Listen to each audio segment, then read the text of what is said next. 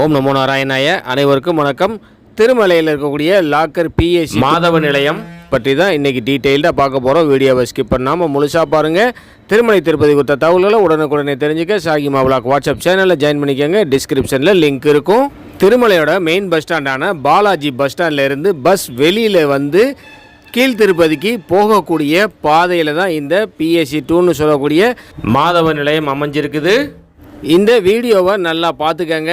அதாவது பஸ் ஸ்டாண்டில் இருந்து பஸ் வெளியில் வர்ற இடத்துல வந்துட்டு கீழ் திருப்பதிக்கு போகக்கூடிய பாதையில் நாம் இப்போது நடந்து போய்கிட்டு இருக்கோம். ஜஸ்ட் ஒரு 20 மீட்டர் நடந்தாலே போதும் மாதவ நிலையம்னு சொல்லக்கூடிய இந்த பிஎஸ்சி 2 வந்துடும். திருமலையோட மெயின் பஸ் ஸ்டாண்டான பாலாஜி பஸ் ஸ்டாண்டோட இன்னொரு என்ட்ரன்ஸ் இது. இந்த ரெண்டாவது என்ட்ரன்ஸுக்கு ஆப்போசிட்டில் தான் மாதவ நிலையம் அமைஞ்சிருக்குது. பிஎஸ்சி 2 போகக்கூடிய பாதையிலேயே நிறைய கடைகள் இருக்கும். இங்கே இருக்கக்கூடிய ஃபுட்டும் நல்ல டேஸ்ட்டாகவே இருக்கும். இந்த மாதவ நிலையத்துக்கு பக்கத்தில் தான் பாலகங்கம்மான்னு சொல்லக்கூடிய ஒரு கங்கம்மா கோவிலும் அமைஞ்சிருக்குது. இந்த வீடியோவோட கடைசியில் அந்த பாலகங்கம்மா கோவிலையும் காட்டுறேன்.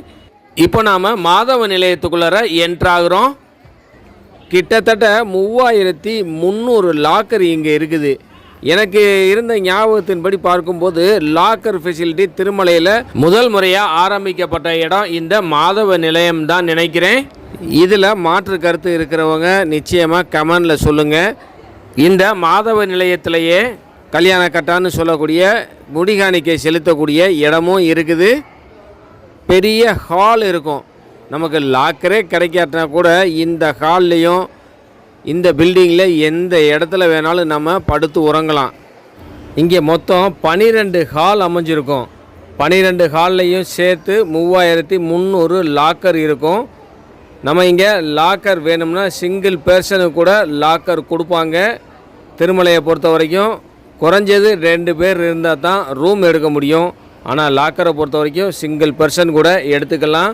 முன்னாடியே இருக்கக்கூடிய இந்த டிஸ்பிளே போர்டுலேயே நம்ம தெரிஞ்சுக்கலாம் எந்த ஹாலில் லாக்கர் அவைலபிள் இருக்குதுன்னு சொல்லி தெரிஞ்சுக்கிட்டு அந்த ஹாலில் போய் நாம் லாக்கரை அவைல் பண்ண முடியும். மொத்தம் 12 ஹால் அமைஞ்சிருக்குது. 1 2 3ன்னு சொல்லிவிட்டு ஒவ்வொரு ஹாலுக்கும் நம்பர் போட்டிருப்பாங்க. 10ஆம் நம்பர் ஹாலுக்கு அப்புறம் 11A 11Bன்னு சொல்லி இதை பிரிச்சிருக்கிறாங்க. ஒவ்வொரு ஹால்லையுமே ஒர்க்கர்ஸ் உட்காந்துருப்பாங்க. கம்ப்யூட்டர் இருக்கும். நம்ம ஆதார் கார்டை காமிச்சாலே போதும், அவங்களே லாக் அண்ட் கீ கொடுப்பாங்க. 24 ஹவர்ஸ் மட்டும்தான் நம்ம லாக்கர் எடுக்க முடியும்னு சொல்லுவாங்க. அடுத்த ஒரு 24 ஹவர்ஸ் வரைக்கும் கூட வெயிட் பண்ணுவாங்க. ஆனால் 2 நாளுக்கு அப்புறமும் நாம் லாக்கரை வெக்கேட் பண்ணலைன்ற பட்சத்தில் கண்டிப்பாக நம்மளுடைய லாக்கரை உடைச்சிருவாங்க. அவங்க ஒரு பூட்டையும் போட்டு எக்ஸ்ட்ரா போட்டு பூட்டிடுவாங்க. ஒருவேளை 2 பேர் போயிருக்கோம் 3 பேர் போயிருக்கோம்னாலும் ஒரு லாக்கர் எடுத்தாலே போதும், அந்த 3 பேருமே ஹாலில் தங்கிக்கிடலாம். ஒரு லாக்கருங்கிறது நல்ல ஸ்பேசியஸாக தான் இருக்கும். 3 பேக்கு 4 பேக்கு வைக்கலாம். அதனால் ஒவ்வொருத்தரும் தனித்தனியாக லாக்கர் வாங்கணுங்கிற அவசியம் இல்லை.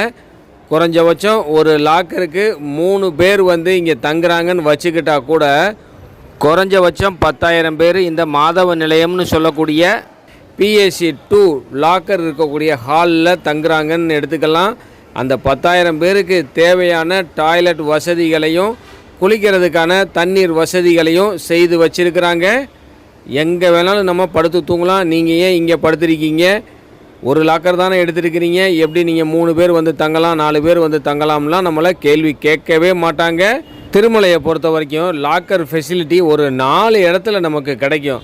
ஆனால் மாதவ நிலையம்னு சொல்லக்கூடிய இந்த பிஎஸ்சி 2ல் தான் தனி அன்னதான கூடமும் அமைஞ்சிருக்குது. கிட்டத்தட்ட ஒரு 300-400 பேர் வரைக்கும் கூட ஒரே நேரத்தில் அமர்ந்து சாப்பிட்ற மாதிரி தான் இந்த அன்னப்பிரசாத கூடம் அமைஞ்சிருக்கும். பல நாள் ஸ்ரீவாரி சேவாவாக வந்திருக்கும் பொழுது இந்த அன்னப்பிரசாத கூடத்தில் நானும் என்னுடைய டீமும் பணி செய்திருக்கிறோம். வேகமாம்பா அன்னச்சத்திரத்தில் இருக்கிறது போலவே சாப்பாடு சாம்பார் ரசம்லாம் கொடுப்பாங்க. ஆனால் சமீப காலமாக இங்கே சாம்பார் சாதமும் தயிர் சாதமும் மட்டும்தான் இஷ்யூ பண்ணிகிட்டு இருக்கிறாங்க. நீங்கள் போகும்பொழுது என்ன சாப்பிட்டீங்கிறத கமெண்டில் சொல்லுங்கள். அலிபெரிய நடைபாதை வழியாக வரக்கூடிய பக்தர்களுக்கு லாக்கர் கொடுக்கறதுல இங்கே ப்ரிஃபரன்ஸ் கொடுப்பாங்க.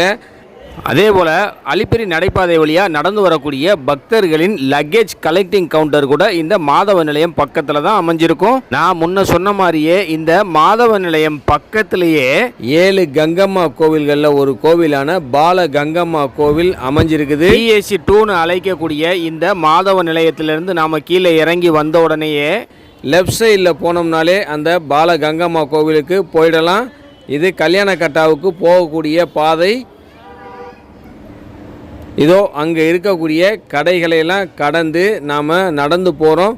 பால கங்கம்மா கோவிலை நோக்கி போகிறோம். இந்த பால கங்கம்மா கோவில் பற்றிய தனி வீடியோ கூட நம்ம சாகிமா விலாக் சேனலில் ஏற்கனவே வந்திருக்குது.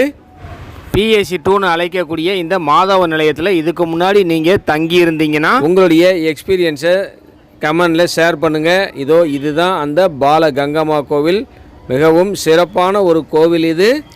இந்த வீடியோ உங்களுக்கு பயனுள்ளதாக இருந்தால் லைக் பண்ணுங்கள், ஷேர் பண்ணுங்கள். நம்ம சாகிமா விலாக் யூடியூப் சேனலை சப்ஸ்கிரைப் பண்ணி பக்கத்தில் இருக்கிற பெல் ஐக்கானை ப்ரெஸ் பண்ணி வச்சுக்கிட்டிங்கன்னா நான் போடுற ஒவ்வொரு வீடியோவும் உங்களுக்கு நோட்டிஃபிகேஷன்லேயே வந்துடும். திருமலை திருப்பதி குறித்த உங்களுடைய டவுட்டை கமெண்ட் செக்ஷனில் கேளுங்க, நான் பதில் சொல்கிறேன். அனைவருக்கும் நன்றி. ஓம் நமோ நாராயணாய.